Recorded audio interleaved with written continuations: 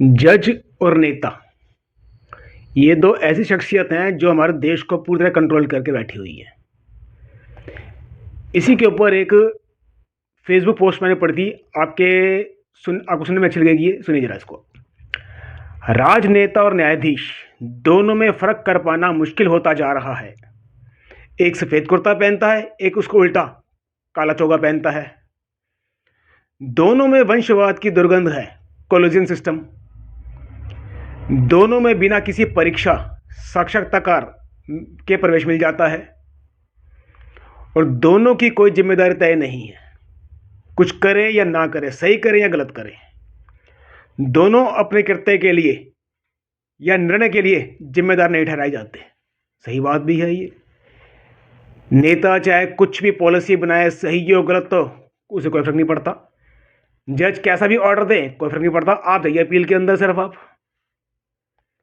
दोनों बड़ी बड़ी बातें करते हैं, दोनों की कथनी करनी में कोई मेल नहीं होता।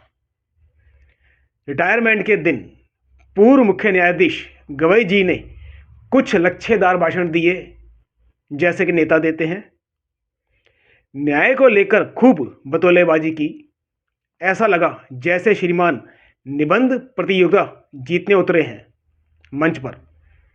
दूर दूर तक इनके शब्दों का धरातल से कोई संबंध ना था। ये वही जज साहब हैं जिन्होंने एक वकील को ये कहा था कि जस्टिस वर्मा के घर से मिले 15 करोड़ निकले, मगर अभी भी वो जज हैं। उनका नाम सम्मान से लीजिए, उनको आदर दीजिए, रिस्पेक्ट कीजिए उनकी। जब इस तरह की घटिया बात ये बोल रहे थे, तब इन्हें न्याय के सिद्धांत याद नहीं आ रहे थे। वही अतुल सुभाष केस में आरोपी महिला जज पर आज तक कोई कार्रवाई नहीं हुई। इतना घटिया सतर न्यायपालिका का रावण, कंस, दुर्योधन जैसे शासकों के युग में भी न था। राजनेता अनपढ़ या कम पढ़े लिखे गुंडे हैं और जज, हमारे न्यायाधीश, शायद पढ़े लिखे जज हैं। नेता पर उंगली उठाओ तो वो आपको दुनिया से उठा देते हैं, और इन जजों पर उठाओ तो सीधा कंटेम्प्ट की कार्रवाई आप पर कर देंगे। दोनों के चरित्र किसी सिक्के के दो पहलू मालूम होते हैं, और वो सिक्का भ्रष्टाचार का प्रतीत होता है। फेसबुक से ये पोस्ट मिली है, इसको लिखा है एडवोकेट कृष्ण कुमार त्रिपाठी जी ने। आपको याद होगा, इन्हीं त्रिपाठी साहब का मैंने इंटरव्यू भी किया था मैंने कुछ टाइम पहले, जब इन्होंने फैमिली कोर्ट को 4th स्टेज कैंसर कहा था। वो वीडियो पोस्टेड है, उसको देखिएगा आप। काफ़ी बेबाक तरीके से लिखते हैं। इनकी पोस्ट और इनके विचार पढ़ के हम जैसे लोगों को काफ़ी सीखने को मिलता है। इन जैसे वकील अगर मुट्ठी भर इकट्ठे हो जाएं आपस के अंदर, जिसका होना मुश्किल होता है, लेकिन अगर हो जाएं तो आज़ादी की दूसरी लड़ाई की तरह हमारी जो ये मुहिम चल रही है कि कोर्ट के अंदर ट्रांसपेरेंसी, अकाउंटेबिलिटी आए, वो समझो कि पूरी हो जाएगी, आपकी मुराद पूरी हो जाएगी। ये इंदौर के हैं और मैं दिल्ली का हूँ। अगर ये दिल्ली में होते तो शायद हम 1 और 11 हो जाते। मैं इंदौर में होता तो शायद हम 1 और 11 हो जाते। भगवान जी जानते इस बात के बारे में। आदमी सोचता बहुत कुछ है, लेकिन इनको मैं पिछले काफ़ी साल से पढ़ता आ रहा हूँ। मैं आज की बात नहीं कर रहा, मैं कई साल से इनके मैं पोस्ट पढ़ रहा हूँ। मैं हर पोस्ट लगता है जैसे दिल से लिखी गई है, जैसे आपने भी पढ़ा। आपने इतना बेबाकी से कौन लिख रहा है आज की डेट के अंदर? और बिल्कुल सच बोला इन्होंने।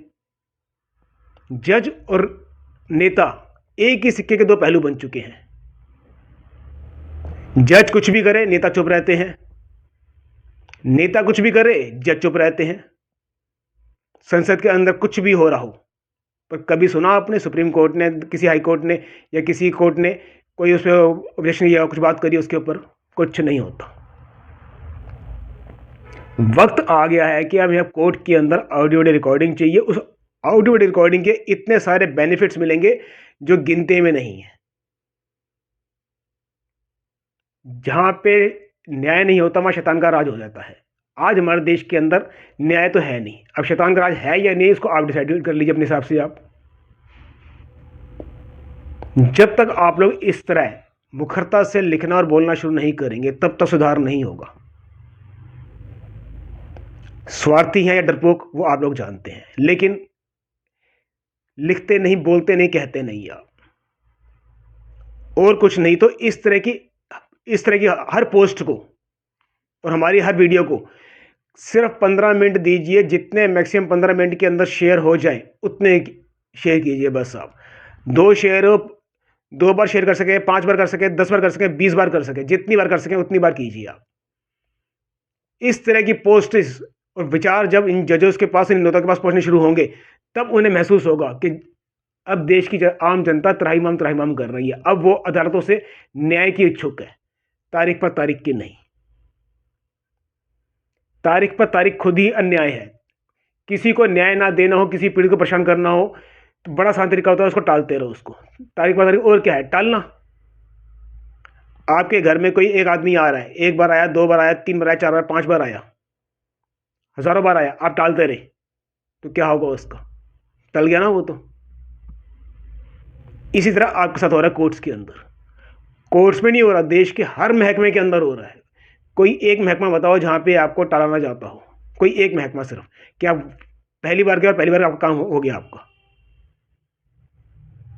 इसीलिए सबसे पहले अपनी प्रायोरिटी बना लीजिए आप कि कोर्ट्स के अंदर ऑडियो रिकॉर्डिंग की डिमांड कीजिए आप कि सबसे पहले मैं कोर्ट्स के अंदर ट्रांसपेरेंसी, अकाउंटेबिलिटी चाहिए। उसके बाद मैं अपने गले के हर नुक्कड़ वाले को जो मेरे साथ अन्याय कर रहा उसमें कोर्ट में लाके खड़ा कर दूंगा। फिर मैं ये विचार कीजिए अपने मन के अंदर, आप देखिए कैसे सफलता नहीं मिलती। और जिस दिन ये ऑडियो रिकॉर्डिंग शुरू हो गई, समझ लीजिए कि आपने अपने बच्चों को जो आप कमा के नहीं दे पाए वो आपने उसको वैसे दे दिया आपने उसको। अगर आपको लगता है कि हमारा ये चैनल सुधारों के लिए थोड़ा सा भी प्रयास कर रहा है, गिलहरी प्रयास, मैं ज़्यादा नहीं कहता, गिलहरी प्रयास भी कर रहा है, तो कृपया करके हर वीडियो को अधिक से अधिक शेयर कीजिए, हर वीडियो को लाइक कीजिए, हर वीडियो पे कमेंट जरूर कीजिए। आप कुछ भी लिखिए उसके ऊपर आप, तभी शायद सुधारों की इस मुहिम को और थोड़ा बल मिलेगा। मैं दिल्ली से गुलशन पहुंचा, फाइट फॉर जुडिशल रिफॉर्म से। धन्यवाद आपका।